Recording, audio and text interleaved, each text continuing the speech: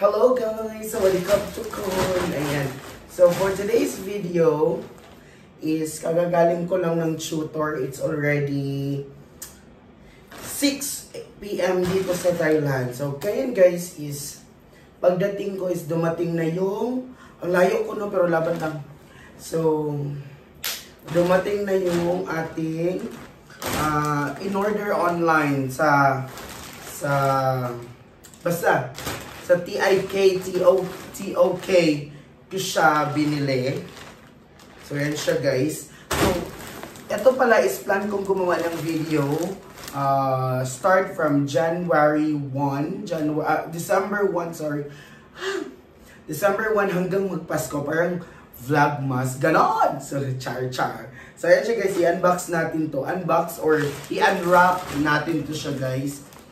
Ano to siya, parang ano tawag dyan, topper sa bed.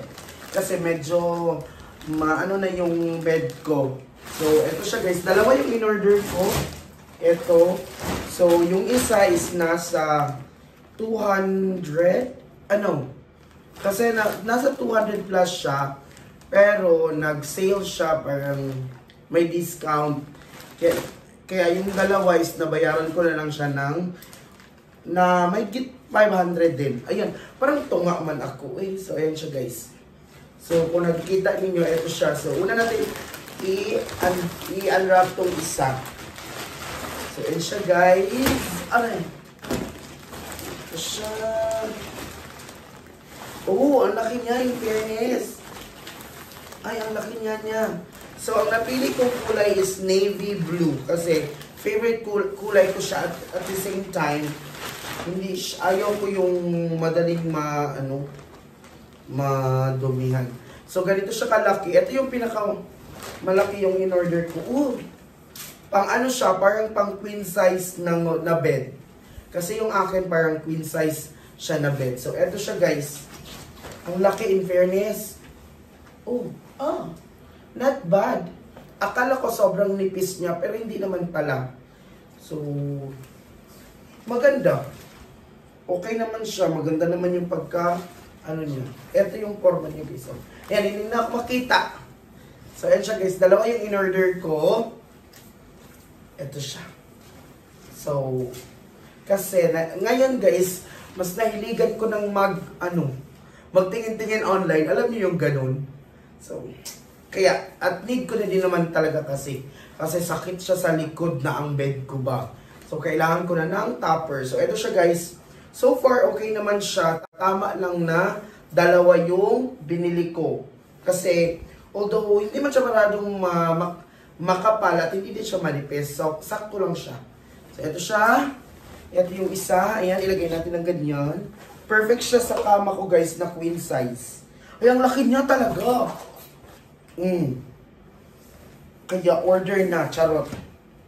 Ito yung isa. Tama lang talaga na dalawa yung in-order ko. Ito yung isa guys. Perfect. So, inisip ko na dapat iba-iba yung kulay. Pero I realized na parang pangit siya tingnan. So, I decided na pinarehas ko na yung kulay. So, yun siya guys, dalawa siya. Perfect, tamang-tama siya na dalawa yung in-order ko. Kasi, tama lang, ayan. Topper siya guys, ayan. So, medyo nakakatulong na to. And then, may sabitan na siya ganito. Tingnan nyo. So, madali siyang ganyan sa bed. So, mamaya, isapakita ko sa inyo yung kung paano ko siya ilalagay. Yan siya guys. Eto. And then, actually, pwede pala siyang malabhan. Kasi may zipper siya. Pwede mong matanggal yung cotton. Although hindi naman siya gaano kakapal. Pero okay na. Not bad. Kasi dalawa naman yung binili ko. Ayan siya guys. Ganito siya kalaki. Perfect na perfect sa bed ko. At may siya, may mga sizes siya ha. Ito yung binili ko is ito yung ito yung pinakamalaki. So that's it. Ito lang siya guys. That's it. Ito lang siya guys. Dalawa yung topper na bagong binili ko for my bed. So that's it. Thank you so much everyone. And kita-kita tayo ulit sa aking next video. Maraming salamat po. So, hello everybody. Wait, nasa lang ko. So, ngayon guys is, ilalagay na natin yung aking topper na nabili. So, ito pala yung bed ko. So, yan siya guys. Let's put